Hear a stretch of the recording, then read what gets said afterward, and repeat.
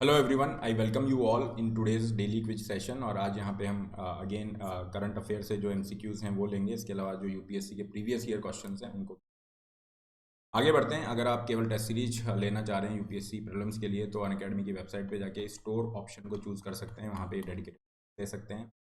Unacademy के ही platform पे pathfinder team की तरफ से यूपीएससी प्रीलिम्स के लिए क्रैश कोर्स दिया जा रहा है और इसकी fees 5999। Use the code RB Live to get this huge. We will be taking this Indian economy crash course.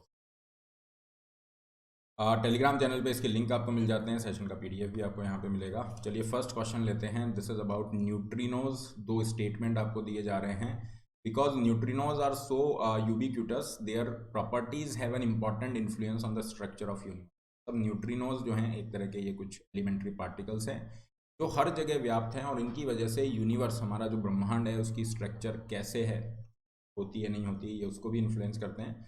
Every elementary particle has an anti particle. प्रत्येक एलिमेंट्री पार्टिकल का एंटी पार्टिकल होता है, लेकिन न्यूट्रिनोज जो खुद ये जो खुद एलिमेंट्री पार्टिकल हैं, लेकिन इनके केस में एंटी पार्टिकल नहीं होते हैं।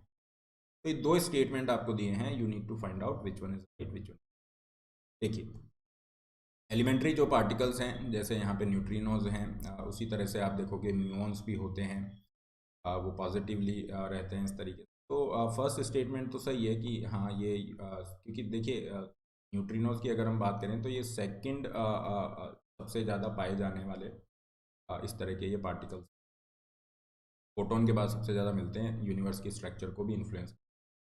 और हर एलिमेंट्री पार्टिकल का एंटी पार्टिकल होता है। एंटी पार्टिकल मतलब ये मान लीजिए इलेक्ट्रॉन है तो इसका एंटी पार्टिकल होगा पॉजिट्रॉन। ठीक है, ये दोनों जब कांटेक्ट में आएंगे दोनों एक दूसरे को डिस्ट्रॉय कर देंगे। तो इसी तरह से न्यूट्रिनोज होते हैं, इनके भी एंटी पार्टिकल होते हैं, एंटी न्यूट्रिनो होते हैं। ये सेकंड स्टेटमेंट गलत है क्योंकि यहाँ पे कह रहा है कि न्यूट्रिनो के एंटी पार्टिकल नहीं होंगे। So this statement is wrong. Answer goes B. B is the right answer. An important topic here. This was in news. अभी रिसेंटली एंटी न्यूट्रिनो पे खोज चल रही थी, इसको लेके द हिंदू में आर्टिकल था, हमने पढ़ा भी था। सेकंड क्वेश्चन पे आते हैं। International IP index release by, बहुत ही फैक्ट बेस्ड क्वेश्चन है but this is again very important. International IP index कौन रिलीज कर रहा है? Organisation for economic cooperation and development, OECD, world economic forum, US chambers of commerce, world bank. What should be the answer? Let me know in the comment. इस kind of questions like report कौन कर रहा है, index कौन कर रहा है, बहुत फ्रिक्वेंट, मतलब यूपीएससी इसको पूछता रहता है हर एक दो साल में, काफ़ी सारे क्वेश्चन हुए हैं। इंटरनेशनल आईपी इंडेक्स अभी रिसेंटली न्यूज़ में था क्योंकि यूएस चैम्बर ऑफ कॉमर्स ने यहाँ पे रैंकिंग डाली थी और इंडिया को I think 42nd some rank पे कुछ रखा है। ये देखिए, आउट ऑफ 55 कंट्रीज इंडिया को 42nd रैंक पे यहाँ पे रखा गया। समय पे हमने डिटेल में इसको डिस्कस किया था। इंटरनेशनल आईपी इंडेक्स क्या कर रहा है? आईपी मतलब इंटेलेक्चुअल प्रॉपर्टी। इंटेलेक्चुअल प्रॉपर्टी का मतलब होता है हमारे माइंड की क्रिएशन। लेटर से किसी ने कोई बुक लिखी है, किसी ने कोई वीडियो कंपोज किया है, कोई म्यूजिक कंपोजिशन है, या कोई नई खोज इन्वेंशन हुई है, ये सब इंटेलेक्चुअल प्रॉपर्टी में आती है। इनके प्रोटेक्शन के लिए कौन से देश में कैसी व्यवस्था है, कितना अच्छा सिस्टम को लेके यूएस चैम्बर ऑफ कॉमर्स की तरफ से इंटरनेशनल आईपी इंडेक्स रिलीज किया जाता है। Let's move to the question number third. It is again very important. Recently, the term friend shoring has been in news. It refers to friend shoring term चर्चा में बनी हुई है और वाकई में काफ़ी ज़्यादा चर्चा में है ये टर्म। क्या मतलब होगा इसका आपको ये बताना है। The forming of friendly Nations alliance, क्या जो फ्रेंडली नेशन है उनकी एक अलायंस बनाई जाए ताकि वॉर टाइम में सिक्योरिटी इंश्योर की जा सके। Process of hiding the source of money, money कहाँ से आ रहा है उसको इस तरह से हाइड करना और उसको कन्वर्ट कर देना तीन सोर्स के अंदर। The practice of relocating the supply chain to the countries where the political risk are low, supply chain को ऐसी जगह पे लेके जाना। Developing the air defence system in collaboration with friendly nation. What should be the answer? देखो यहाँ पे जो एग्जैक्ट मोस्ट अप्रोप्रिएट आंसर जाएगा वो जाएगा थर्ड, क्योंकि ये जो टर्म न्यूज़ में आ रही है ये आ रही है सप्लाई चेन के। और इसका ओरिजिन कहीं ना कहीं देखोगे तो ऑन शोरिंग, ऑफ शोरिंग, ये कुछ टर्म्स हैं वहाँ से निकलता है। ऑफ शोरिंग मतलब होता है, मान लीजिए कोई कंपनी है जैसे एप्पल है, एप्पल कंपनी है यूएसए की, यूएसए बेस्ड कंपनी है, लेकिन इसने अपना प्रोडक्शन सेटअप लगा रखा है चाइना में। क्यों? क्योंकि इसको कॉस्ट ऑफ प्रोडक्शन कम पड़ रहा है, वहाँ पे चीप लेबर में अच्छा काम हो जा रहा है, सारा चीज़ें वहाँ पे मिल रही हैं। तो इसे कहते हैं ऑफ शोरिंग, जब दूसरे देश से ले रहे हो। ऑन शोरिंग में क्या होगा? वापस से आप प्रोडक्शन अपने खुद के देश में ले लो, ऑन शोरिंग। लेकिन ऑन शोरिंग फिजिबल नहीं है। क्यों? क्योंकि कॉस्ट ऑफ प्रोडक्शन बढ़ जाएगा, आप बाहर हो जाओ।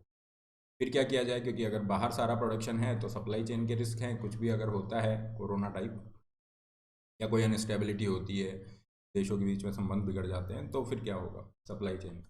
तो यहाँ पे फ्रेंड शोरिंग कह रही है कि हम चाहते हैं कि जो हमारे लाइक माइंडेड कंट्रीज़ है, जैसे यूएसए कह रहा है कि हम इंडिया के साथ करना चाहते हैं, इंडिया के अंदर पॉलिटिकल स्टेबिलिटी है, डेमोक्रेसी यहाँ पे है, इसी तरह का कोई वो भी नहीं है, रिस्क भी नहीं है।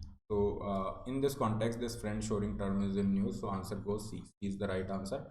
ये प्रीलिम्स के लिए तो इंपॉर्टेंट है ही, इस तरह के टर्म बेस्ड क्वेश्चन काफ़ी आते हैं, लेकिन मेंस में भी इसको ध्यान रखना, ग्लोबलाइजेशन का जो टॉपिक है उससे जोड़ना है।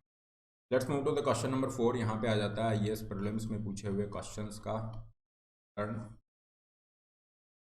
2016 में आईएएस में पूछा गया कि पेमेंट बैंक जो होते हैं ये फाइनेंशियल इंक्लूजन को प्रमोट कर रहे हैं, तो पेमेंट बैंक के बारे में 3 स्टेट, क्या mobile telephone company, supermarket chain जो कि इंडियन रेजिडेंट्स के द्वारा चलाई जा रही हैं, वो इलिजिबल हैं पेमेंट बैंक खोलने के लिए। प्रमोटर्स मतलब एक तरह से नहीं मान ली।